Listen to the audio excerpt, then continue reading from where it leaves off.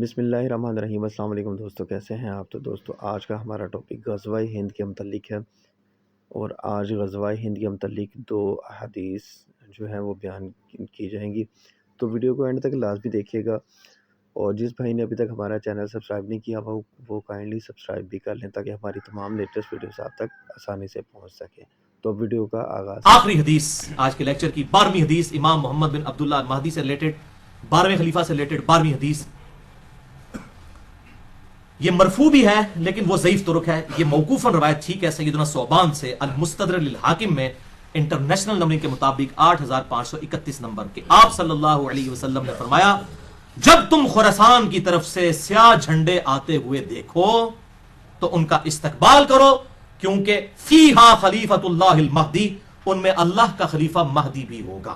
یہ موقوفاً ہے سیدنا ثوبان کا قول، مرفوع ضعیف ہے لیکن ظاہر آپ صلی اللہ علیہ وسلم کے بتانے پر ہی موقوف ہے۔ یہ خراسان سے جب کالے جھنڈے آئیں گے تو ان کا استقبال کرنا، یعنی اہل عرب کو کہا گیا، ان میں خلیفۃ اللہ مہدی ہوں گے۔ اس سے یہ بات بھی پتہ چل گئی کہ یہ انقلاب جو ہے وہ عربیوں کے ذریعے نہیں آنا، اجمیوں کی طرف سے آنا ہے، کیونکہ خراسان تو یہ ایران، افغانستان اور رشیا، یہ پوری بیلٹ کو خراسان کہا جاتا ہے۔ اب تو یہ ملک لادہ بن چکے ہیں ادھر سے بارہ ہموری۔ اب یہ نہیں اب یہاں پر کچھ لوگوں نے لشکر خراسانی بنا لیا، نام رکھنے والا بھائی کچھ نہیں ہوتا۔ بریلوی، دیوبندی، اہل حدیث تینوں اپنے آپ کو اہل سنت والجماعت کہتے ہیں، نام رکھنے سے کیا ہے؟ آپ شراب کی بوتل کے بعد روح افزا لکھ دیں تو وہ روح افزا بن جائے گی، کالا جھنڈا آپ اٹھا لیں تو آپ مہدی بن جائیں گے۔ نام بھی رکھ دیں اپنے بیٹے کا محمد بن عبداللہ، کسی اور بیٹے کا نام محمد رکھ دیں، ٹھیک ہے جی۔ کسی آمنہ نامی عورت کے ساتھ شادی کرے، بیٹے کا نام جو ہے عبداللہ رکھ دیں، اس طرح امام مہدی نہ بننا ہے، یہ اس طرح جعلی طریقے سے نہ تو کوئی خراسانی بننا ہے تو نہ کوئی یہ کالے جھنڈے اٹھانے سے ہونا ہے۔ یہ اللہ تعالیٰ امت کو خود بخود اس حوالے سے، ورنہ تو قادیانیوں کا پتہ ایم ٹی وی ہے، مسلم ٹی وی قادیانیوں کا ہے، تو نام تو انہوں نے ایم ٹی وی رکھا ہے، تو قادیانی کیا مسلمان ہے؟ تو اس طریقے سے اگر کوئی لشکر خراسانی رکھ کے جو ہے وہ مسلمانوں کا قتل عام شروع کر دیتا ہے اور وہی کہتا ہے جی میں کوئی امام مہدی کے اس کے اوپر چل رہا ہوں، کالا جھنڈا بھی اٹھا لیا ہوا ہے، تو اس سے تو کچھ بھی نہیں بننا۔ یہ کالی پگڑی پہن کے تو نہیں کچھ بن جانا، یہ تو سارا میک اپ ہے، آپ کر لیں۔ وہ اشفاق احمد صاحب صحیح بات کرتے تھے کہ جس جہاز کا انجن خراب ہو چکا اس کو آپ پینٹ کر کے نئی سیٹیں لگا کے اڑا نہیں سکتے، انجن تو خراب ہے نا اندر سے۔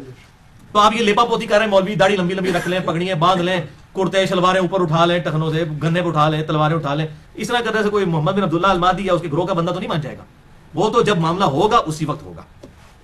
اور اس طریقے سے آج کل یہ میں غزوہ ہند والی بھی اکثر لوگ پوچھتے ہیں، خصوصاً جماعت الدعوہ والے، لشکر طیبہ اور یہ باقی لوگ وہ روایت لے کے چل رہے ہوتے ہیں، وہ روایتیں تو اس کی تقریباً ساری ضعیف ہیں، صرف ایک ہی اس کی صحیح روایت موجود ہے سنن نسائی کے اندر، انٹرنیشنل نمبر کے مطابق 3177 نمبر ہے۔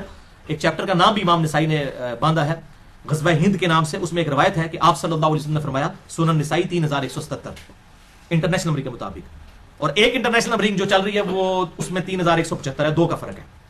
بعد اس میں یہ روایت ہے کہ آپ صلی اللہ علیہ وسلم نے فرمایا، میری امت کے 2 گروہ ایسے ہیں جو کہ اللہ تعالیٰ نے ان کو آگ سے آزاد کر دیا ہے۔ پہلا گروہ وہ جو کہ ہند کے غزوے میں شریک ہوگا۔ غزوہ کہتے ہیں لڑائی کو، کوئی بھی لڑائی ہو۔ یہ جو غلط مشہور ہے کہ آپ صلی اللہ علیہ وسلم جس جنگ میں شامل ہوں وہ غزوہ ہوتا ہے، اور جو آپ بھیجیں وہ سریہ ہوتا ہے، یہ بالکل جعلی بات ہے، ایسا نہیں ہے، یہ کوئی نہیں۔ غزوہ کہتے ہیں لڑائی کو ہے، سریہ کہتے ہیں رات کے وقت نکلنے کو۔ تو غزوہ یا سریہ کی یہ ٹرمز بعد میں لوگوں نے ڈیوائز کی ہیں، ورنہ جو یہ غزوہ موتا بولا جاتا ہے اس میں تو آپ صلی اللہ علیہ وسلم کو نہیں تھے شامل، آپ تو مدینہ شریف میں بیٹھے ہوئے تھے، جس میں خالد بن ولید وہ رومن امپائر سے بچا کے لے کے آئے تھے لشکر۔ پہلے سیدنا زید بن حارثہ شہید ہو گیا، آپ صلی اللہ علیہ وسلم مسجد میں بیٹھ کے کہہ رہے ہیں میرے زید کو شہید کر دیا گیا، میرے جعفر کو شہید کر دیا گیا، میرے عبداللہ بن رواحہ کو شہید کر دیا گیا۔ اب اللہ کی تلواروں میں سے ایک تلوار کے ہاتھ جو ہے مسلمانوں کی وہ جو ہے وہ سپہ سلاری آ گئی ہے۔ یہ صحیح بخاری میں حدیث ہے، میں نے علم غیب والے لیکچر میں بتائی ہے، مسئلہ نمبر 6A میں۔ اللہ تعالیٰ نے آپ کو دکھا دیا اتنے 100 کلومیٹر دور کا منظر، تو آپ تو موجود نہیں تھے، جسے غزوہ موتا کہا جاتا ہے، حالانکہ غزوہ تو نہیں تھا۔ یہ غزوہ اور سریہ کی جو یہ ڈیفینیشن غلط ہے، کیونکہ اسے بریلویوں نے حاضر ناظر کا عقیدہ نکالا ہے۔ وہ کہتے ہیں یہ دیکھیں غزوہ ہند ہے تو آپ سب خود بھی آئیں گے اس میں۔ وہ پائیے پہلے ایک عقیدے ہی جعلی بناتے ہو، پھر اس میں فٹ ان کرتے ہو باتیں۔ غزوہ موتا میں بھی اللہ کے نبی تو شامل نہیں تھے، وہ کیوں غزوہ موتا ہے؟ ٹھیک ہے، تو یہ بالکل جعلی باتیں، کسی حدیث میں یہ تفریق نہیں ہے۔ یہ سنن نسائی 3177 کے 2 گروہوں کو اللہ نے آگ سے بچا لیا ہے، نمبر 1 جو غزوہ ہند میں شامل ہوں گے، اور نمبر 2 عیسیٰ ابن مریم کے ساتھ جو لوگ شامل ہوں گے۔ اس میں بھی اشارہ مل رہا ہے کہ قرب قیامت میں ہی کوئی معاملہ ہوگا۔ وہ محمد بن قاسم جو ہے وہ اپنے اوپر یہ بشارت لگاتا رہا بنو امیہ کا، محمود غزنوی جو ہے وہ حملے کرتا رہا دولت کی لالچ کے اندر ادھر آ کے انڈیا میں، اور وہ سومنات میں حملے کرتا رہا۔ کیا صوفی لوگ تھے، سارے درباروں میں بیٹھنے والے لوگ تھے، ٹھیک ہے، یہ لوگ اسلام کے لیے آئے تھے۔ آپ کیا سمجھتے ہیں ظہیر الدین بابر اسلام کی خدمت کرنے آیا تھا یہاں پہ؟ یہ مسلمان حکمران تھے، اسلامی حکمران تو نہیں تھے۔ یہ اسی طریقے سے تھے جیسے ایک چنگیز خان تھا، بس یہ تھا کہ ان کے ساتھ مسلمان کا ٹائٹل لگا تھا، باقی ہے تو مسلمان تھے۔ یہ ہم نہیں کہتے کافر تھے، لیکن اسلامی حکومتیں تو کوئی نہیں تھی۔ تو اس طریقے سے وہ محمد بن قاسم اپنے اوپر لگاتا رہا, اس کے بعد محمود غزنوی اپنے اوپر لگاتا رہا, آج لشکر طیبہ اپنے اوپر لگا رہی ہے. او بھائی یہ قرب قیامت میں ہونا ہے, واللہ عالم یہ کس کے اوپر فٹ ہوتی ہے. اور باقی آپ کو تو ویسے ہی ہم بشارت دے دیتے ہیں, صحیح مسلم میں 553 نمبر حدیث ہے انٹرنیشنل نمبر کے مطابق, جس نے پورے خشوع وضو کے ساتھ وضو کیا اور 2 رکعت پڑھ لی تحیۃ الوضو جو ہے پوری توجہ کے ساتھ, اس پہ جنت واجب ہوگی.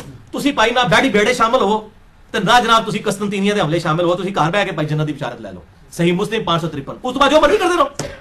اس طریقے سے نہیں, وہ وقتی طور پہ ضرور جنت واجب ہو جائے گی, لیکن بعد میں بھی کرتوت دیکھنے ہوں گے. اللہ تعالیٰ کی کوئی اسپیشل پروٹیکشن ہو تو پھر ہی بندہ بچتا ہے.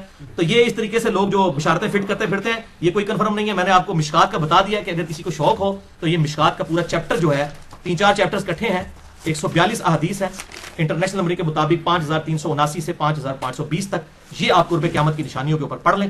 اللہ تعالیٰ سے دعا ہے جو حق بات میں نے کہی اللہ تعالیٰ ہمارے دلوں میں راسخ فرمائے. اگر جس بات نے میرے منہ سے کوئی غلط بات نکل گئی تو اللہ تعالیٰ ہمارے دلوں سے محو کر دے. ہمیں کتاب و سنت کی تعلیمات پر عمل کر کے دوسرے بھائیوں تک پہنچانے کی توفیق عطا فرمائے. سبحانک اللہم و بحمدک اشہد ان لا الہ الا انت استغفرک و اتوب الیک وما علینا الا البلاغ المبین. تو دوستوں امید ہے ہماری ویڈیو آپ کو اچھی لگی ہوگی, تو لائک اور سبسکرائب کرنا مت بھولیے گا. تو اس طرح کی اچھی اچھی ویڈیوز انشاءاللہ آپ کے لیے لاتے رہیں گے. تو ملتے ہیں کل ایک نئے ٹاپک کے ساتھ, ایک نئے سوال کے ساتھ. اللہ حافظ, دعا میں یاد رکھیے گا. فی امان اللہ.